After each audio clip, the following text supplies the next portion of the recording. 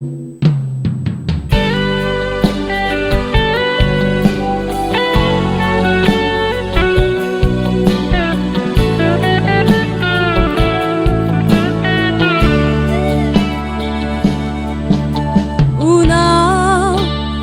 pani an her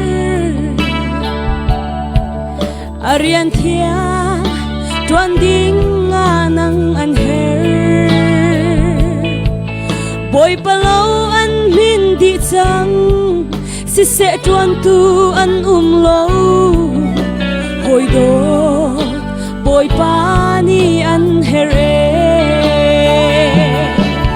Karao nai ngai chang lo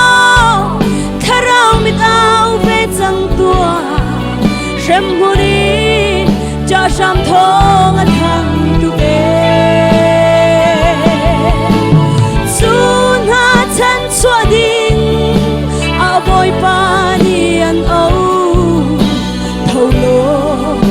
boy pari an chuan ve chang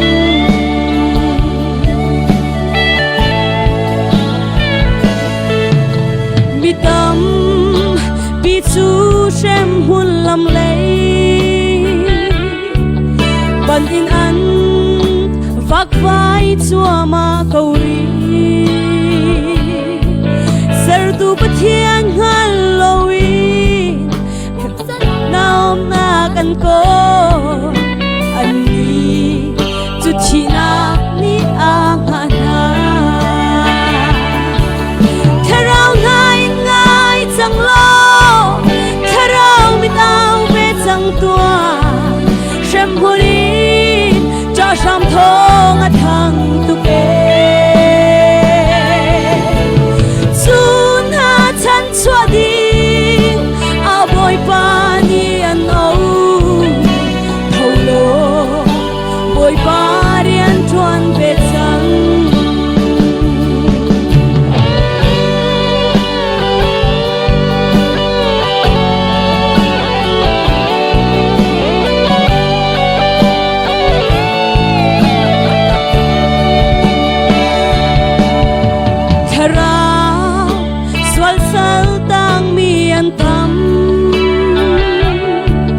Se tan ni an mit khoa mui ter An ma du si velo Zung za shem hu ni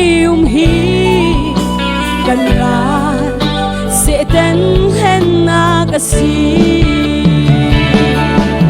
Karao ngai ngai chang lo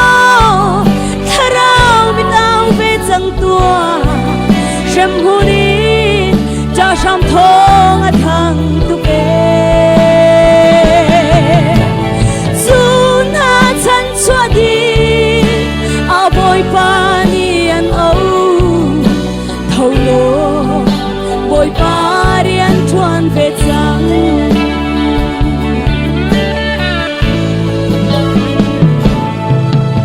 Kan châu mi khắp nak thong cha hi